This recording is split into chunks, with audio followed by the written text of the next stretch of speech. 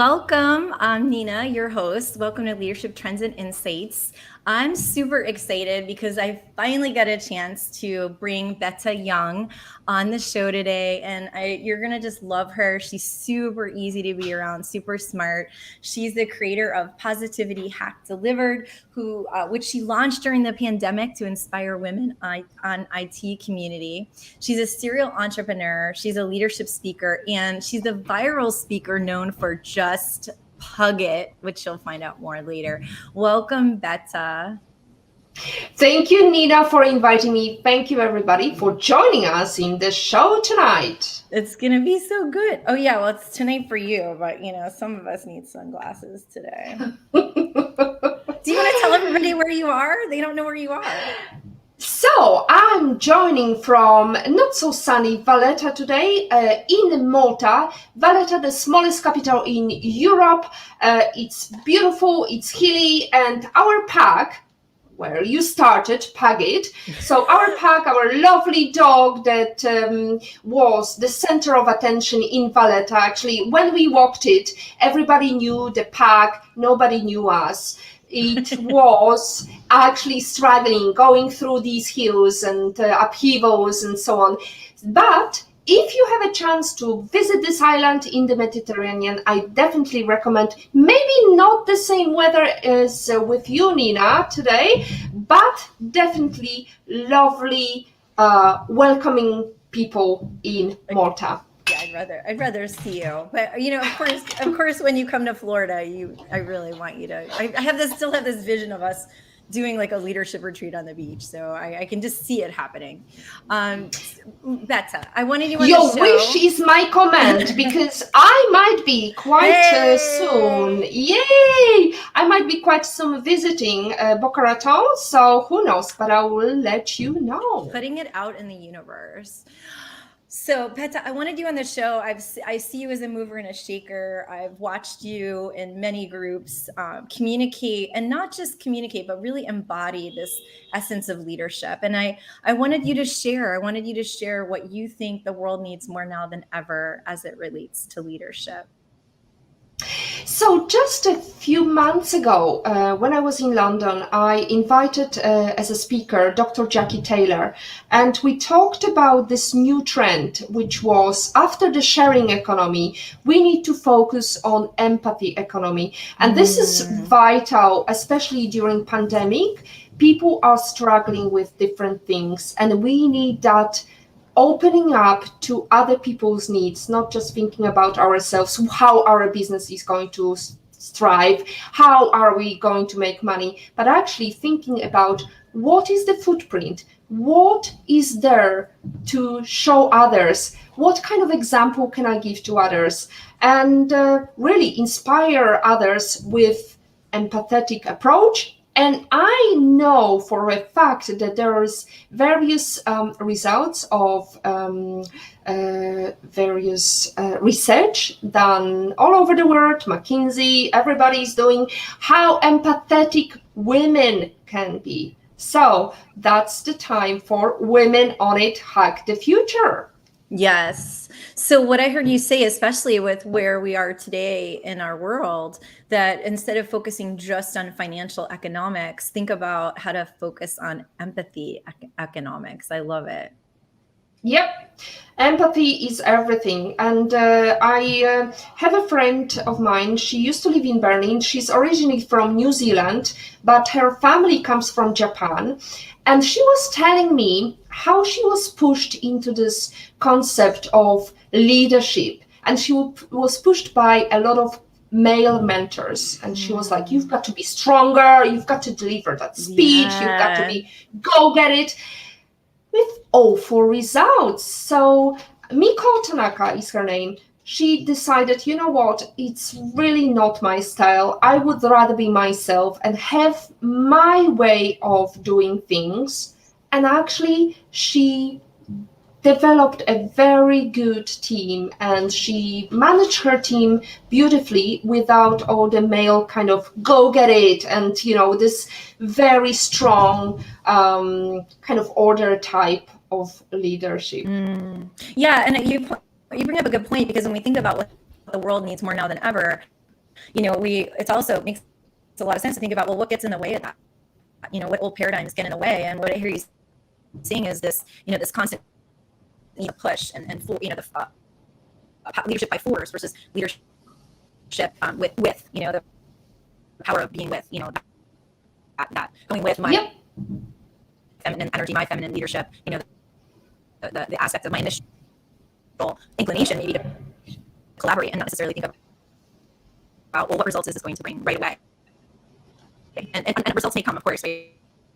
Results matter. Let's not make believe they don't. And at the same time, how can we bring more integration into our world? I love it. Absolutely. What do you think stops women, kind of stepping into that feminine way, of leading? I call it feminine, but it really, regardless of gender, what do you think stops women or stops anyone really from leading from the heart, from a place of empathy?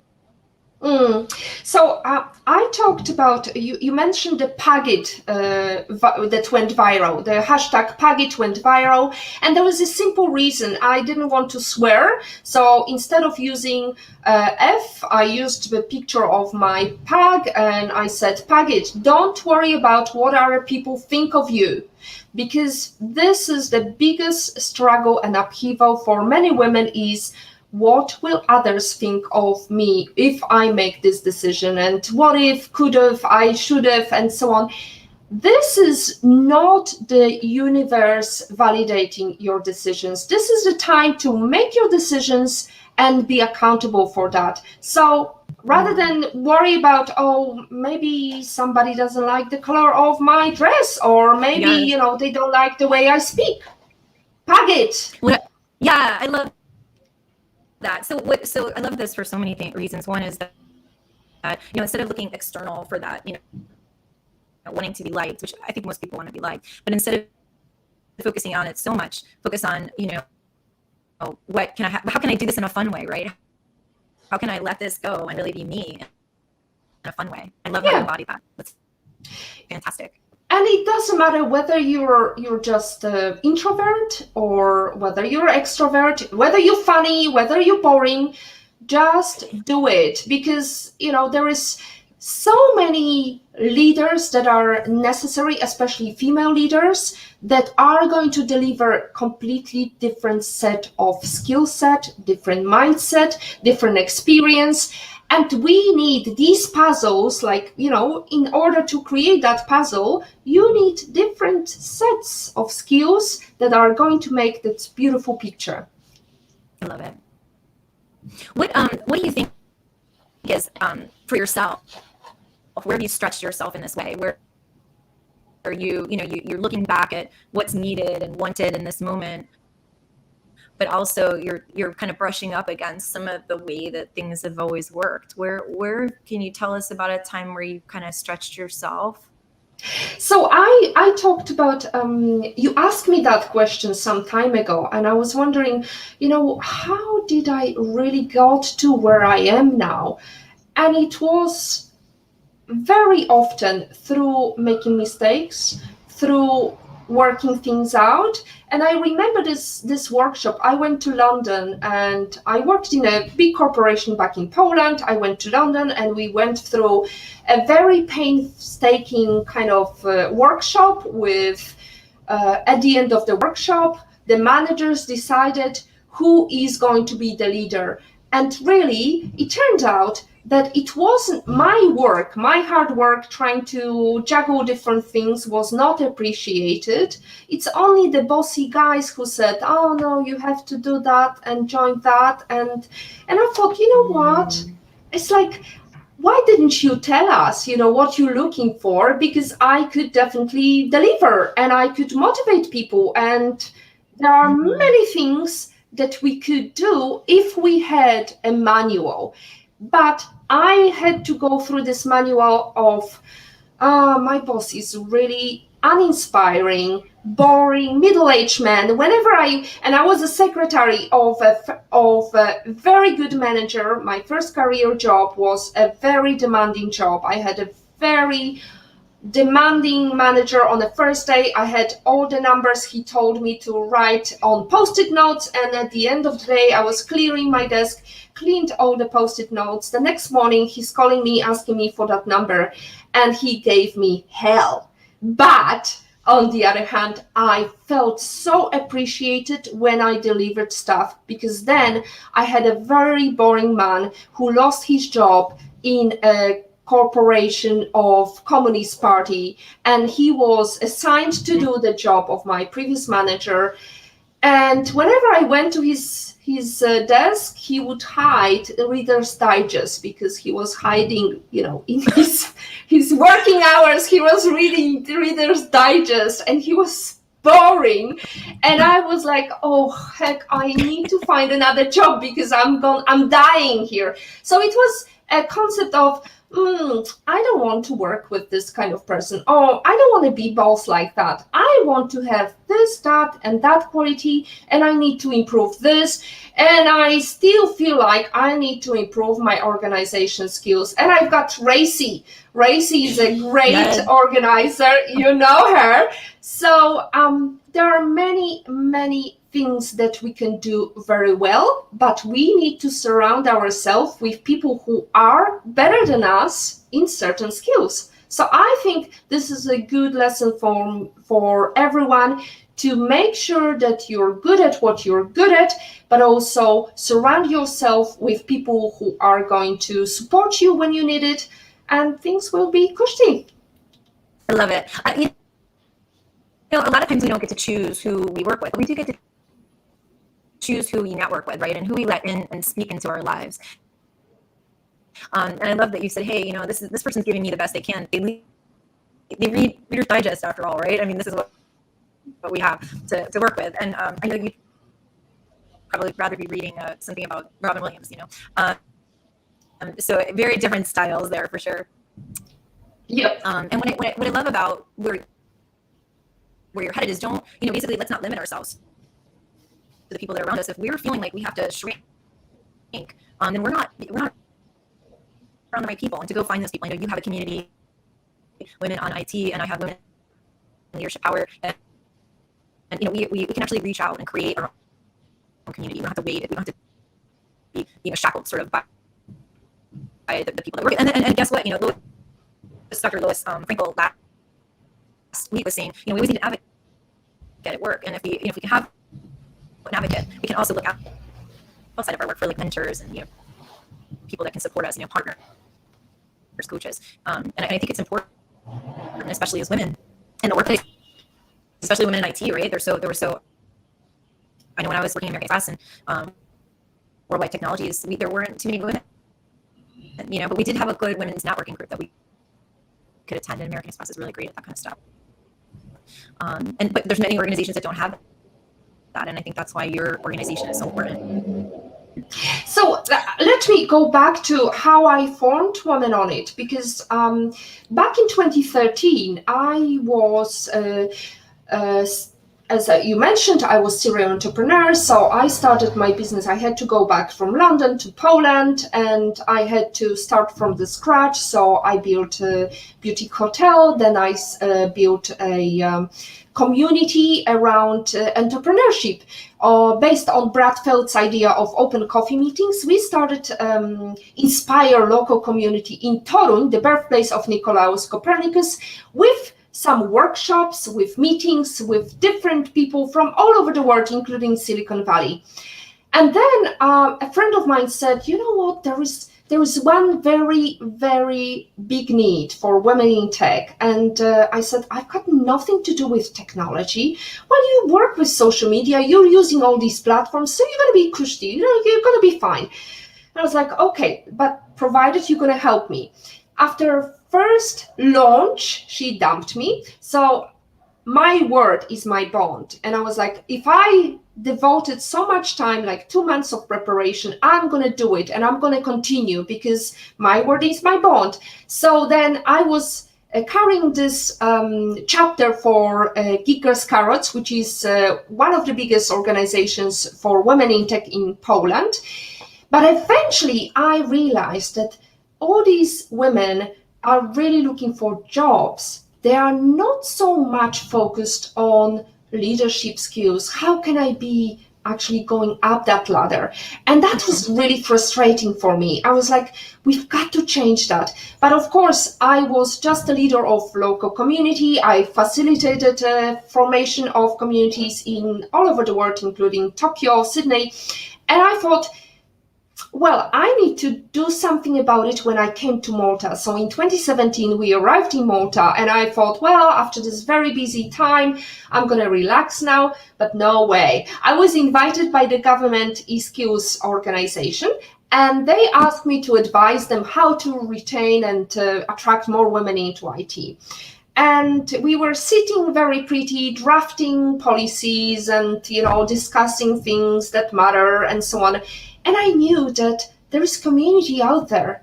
And I met them and I spoke to these women. And one told me a story of a manager by the water cooler moment. And she said her manager said that women cannot be managers because of their period. And I thought, no way, I'm going to let this happen. We need this gathering. We need this bottom-up approach, grassroots organization. And that's how I formed this Women on IT. And I thought, not only women in technology, because no matter how many women we bring to the table, if we don't change the structure, if we still leave the white guys talking to white guys about other white guys, nothing will change. So I also focus on leadership. So it's women on it, on top of the industry. We need more women, female leaders. And my job is going to be so much easier if I invite them to be part of this community. And you can lead your chapter, whatever you want to do, you can be part of this community, but you can also lead. And if you want to just get a better job, that's fine too, because we need all these puzzles, as I mentioned.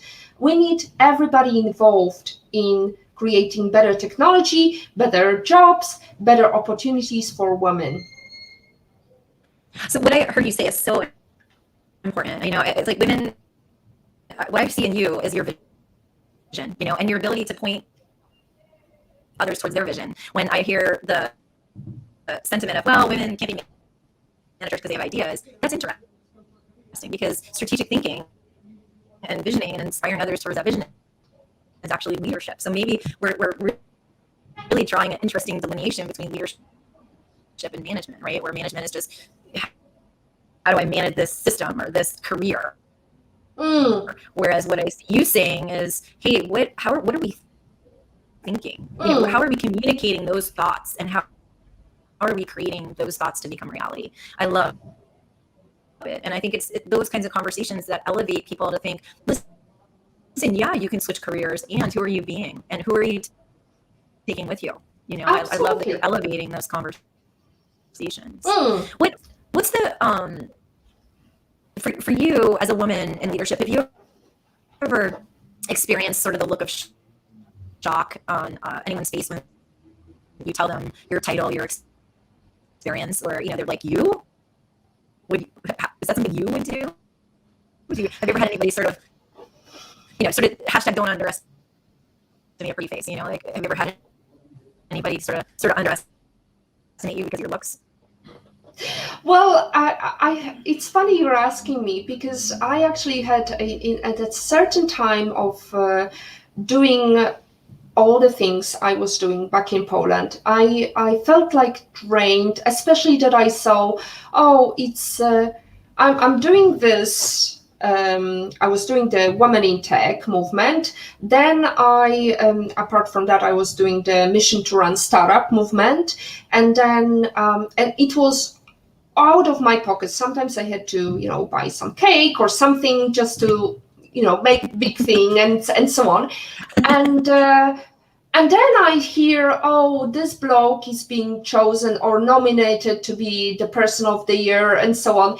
And again, I was like, damn, girl, don't beat yourself over it. Just plug it. Whatever validation there is outside, it's not relevant. What you're doing, your vision, this is the most important thing. And the people you touch on your path, because it's interesting what you mentioned about surrounding yourself with people. I'm so lucky because I sometimes when I do my interviews, we are growing our team, and I remember in February you mentioned Racy. In February, it was so funny because we did the 2-stage interviews. I did my first stage with just me, and then I asked my husband to join because we are doing some business together. And I asked him to join, and the first 5 minutes of Racy telling what she's done, what her experience is, and so on, I was like, "You're hired, and I'm hiring you based on potential, not on proof." Because and this is no joke. This is actually a research that has been carried on with men versus women. When you've got a white male talking to white male, he's going to be hired on potential because the manager will think, well, I could have a drink with him. He looks like my son. Or I could talk about football with him. Whereas when you've got a woman, it's always, has she done the job? Is she good enough? Is she going to manage the children and whatever? Men never get these questions like, are you going to manage looking after children?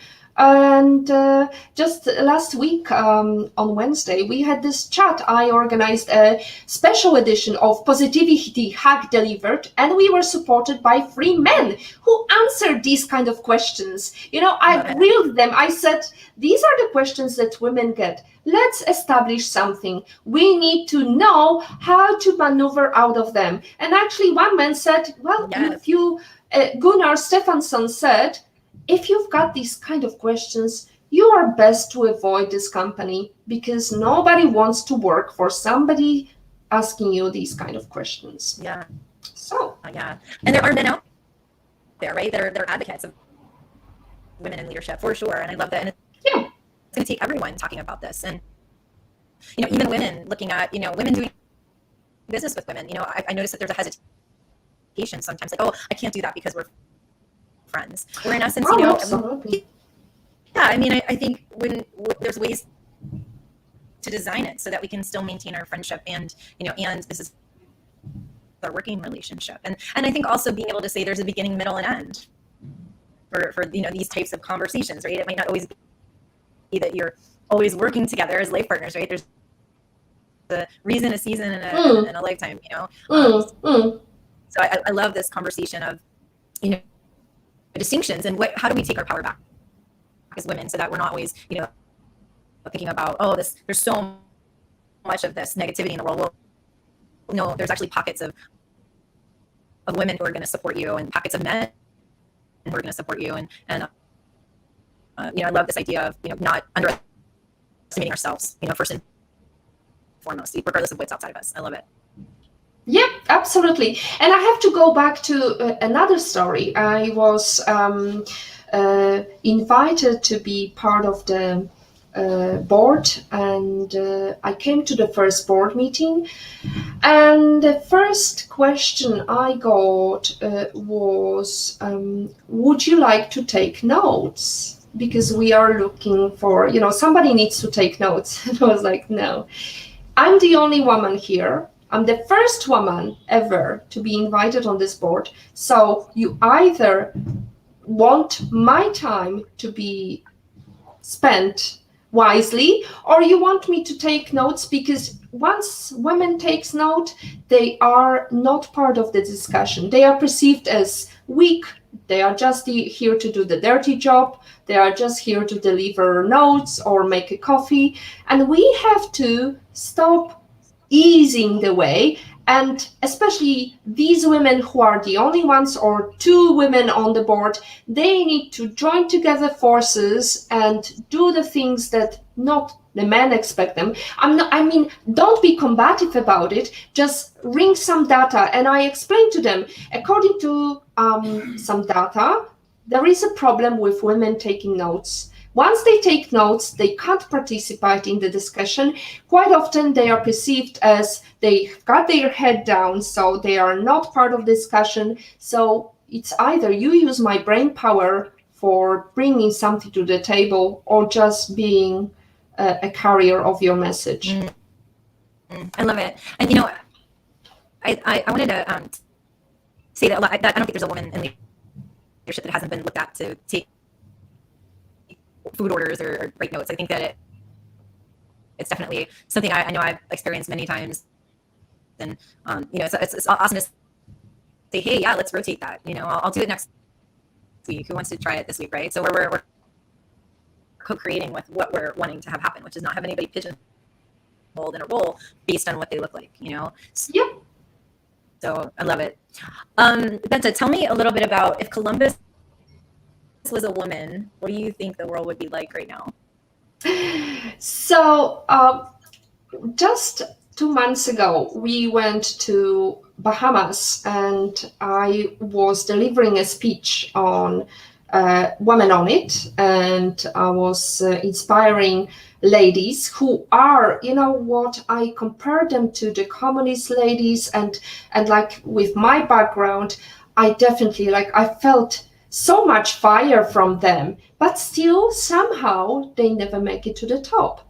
And I said, it's the word to the men out there, because if a Columbus was a woman, she definitely would make sure that everybody is being taken care of. She wouldn't destroy that much. She wouldn't be combative, and she would have the greatest asset that everybody needs nowadays: empathy.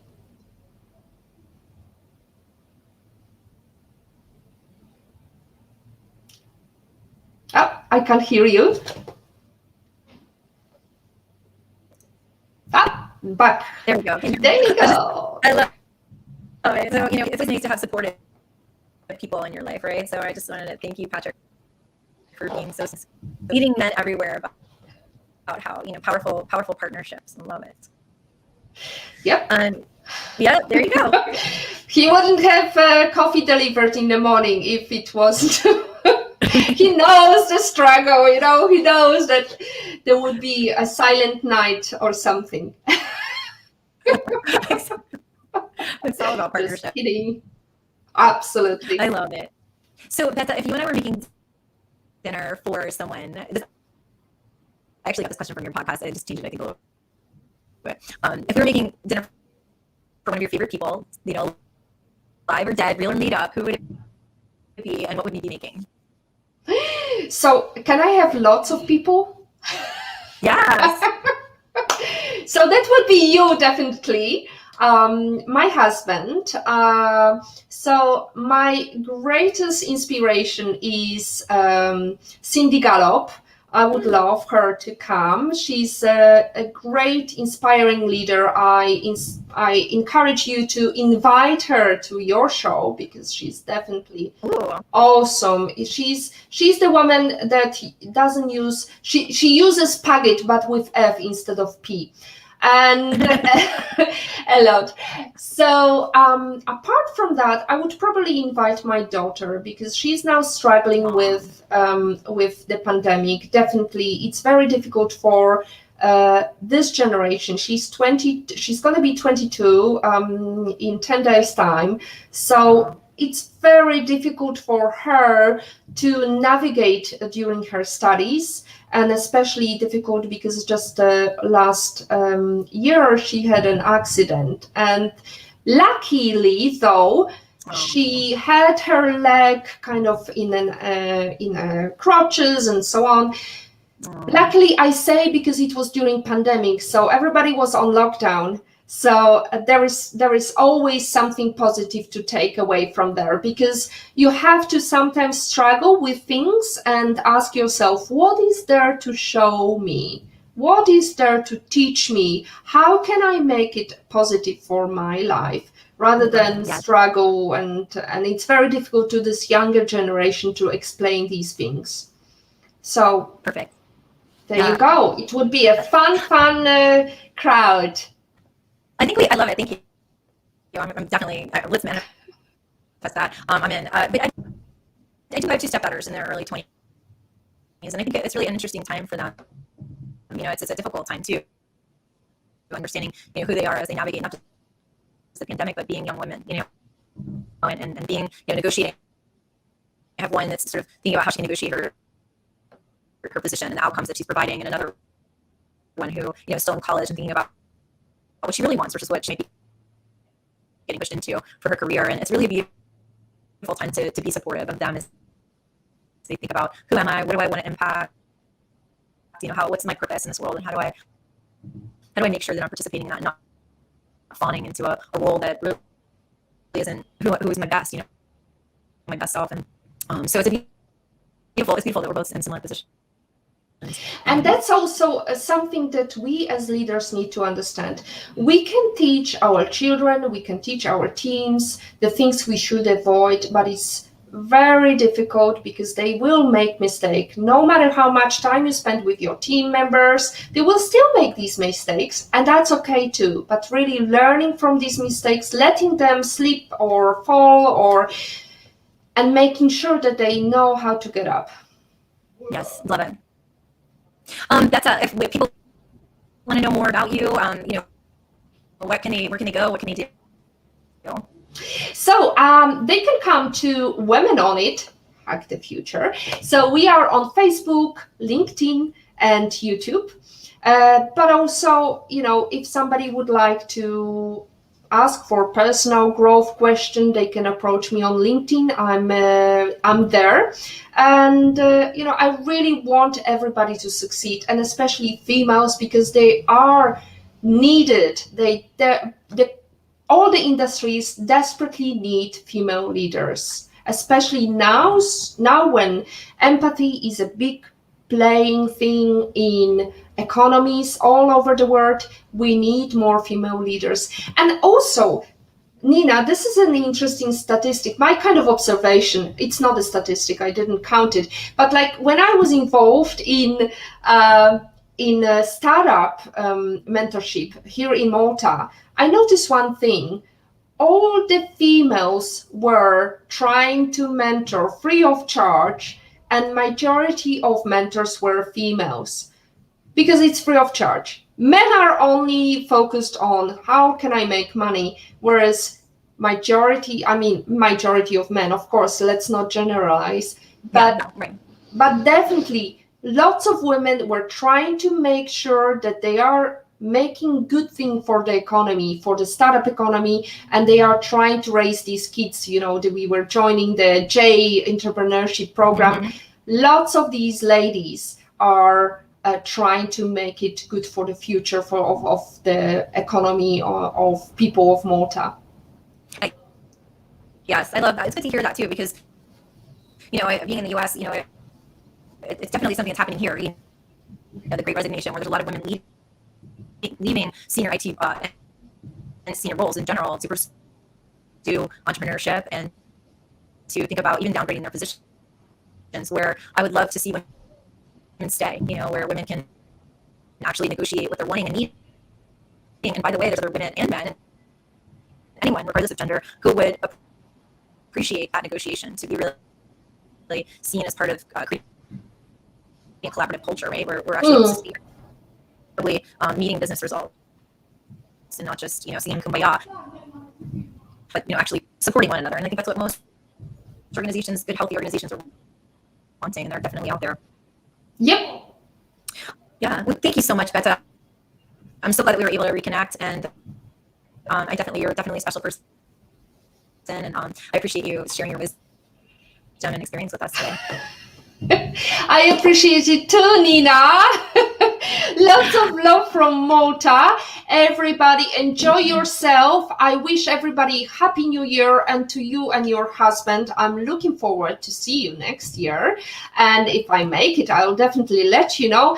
And, we mentioned that one thing also. You were on my live stream, Positivity Hack Delivered, and you're so positive. It's so inspiring. You're asking me questions about leadership, and I feel like, what, I'm really kind of faking it till I make it, and it's so funny because it worked for me. So whatever works for me, just pack it.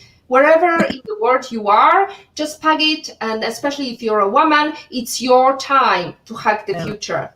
Love it. I love it. Join us again on January 12th. We have Stacey Hunke coming.